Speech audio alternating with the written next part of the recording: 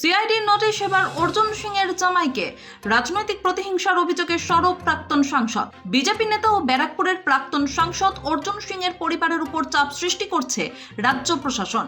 এই অভিযোগ তুলে ফের একবার সরব হলেন তিনি। এবার ভাটপাড়ার নৈহাটি কোঅপারেটিভ দুর্নীতি মামলায় অর্জুন সিং এর জামাইকে তলব করল সিআইডি। সূত্রের খবর, আগামী 5 তারিখ তাকে জিজ্ঞাসাবাদের জন্য কলকাতার ভবানী ভবনে হাজির হতে বলা হয়েছে।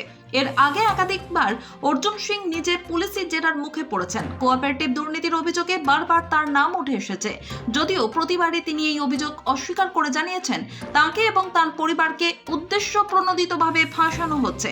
তার জামাইকে তলব প্রসঙ্গে প্রতিক্রিয়ায় অর্জুন জানিয়েছেন, আমার পরিবারের লোককে ফাঁসিয়ে মমতা বন্দ্যোপাধ্যায় আমাকে চমকাতে চাইছেন, কিন্তু আমি পরিষ্কার জানিয়ে দিচ্ছি, এইভাবে আমাকে দমানো যাবে না। আমার পরিবারের সদস্যরাও মানসিকভাবে প্রস্তুত।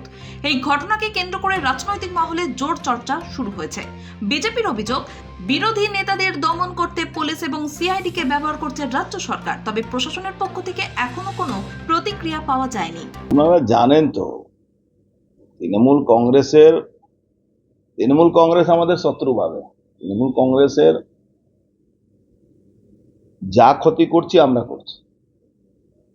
তার জন্যে কখনো আমার নোটিশ, কখনো আমার ফ্যামিলি লোকের উপরে নোটিশ, কখনো ছেলের উপরে, এখন আমার জামাইয়ের উপরেও নোটিশ পাঠিয়েছে, সিআইডি কে দিয়ে পাঠিয়েছে।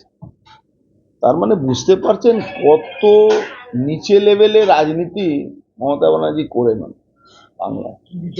শত্রু, দেখুন বিষয়টা কি আছে, আমরা নাকি চোর, আমরা চুরি করেছি, এইভাবে উনি সব জায়গায় নোটিশ করেন।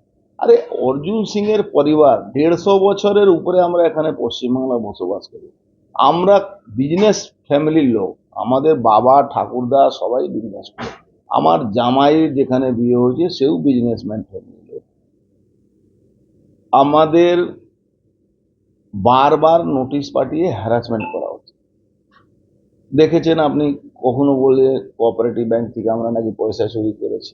ভাই, পয়সা চুরি করেছি আমরা এই 2 কোটি 4 কোটি টাকা চুরি করব? আমাদের পরিবারের টার্নওভার, ইনকাম ট্যাক্সের টার্নওভার শুনলে এদের মাথা খারাপ হয়ে যাবে। আমাদের ব্যবসা শুনলে এদের মাথা খারাপ হয়ে যাবে। সারা পৃথিবী জুড়ে আমাদের ব্যবসা আছে, কিন্তু শুধু পলিটিক্যাল কারণে এই হ্যারাসমেন্ট গুলো করা হচ্ছে। পলিটিক্যাল, আমি বিজেপি করি, তার জন্য আমি বিজেপির জন্য লড়াই করছি, আমি হিন্দুত্ব নিয়ে লড়াই করছি, আমি জিহাদিদের বিরুদ্ধে বলছি। জিহাদিদের বিরুদ্ধে বলা মানে তো মমতা ব্যানার্জির বিরুদ্ধে বলা। তো আমরা বলবো, আপনি যত কেস করুন, যত নোটিশ পাঠান, আমার কিচ্ছু যায় আসে না। আমার পরিবার সবাই আমরা মেন্টালি প্রিপেয়ার আছি আপনার সব রকম টর্চারের বিরুদ্ধে আমরা লড়বো। কিন্তু আপনি এটা ভাবুন, আপনি আজকে করছেন, কালকে আপনার সরকার থাকবে না, তারপরে কি আপনি এটা করতে পারবেন?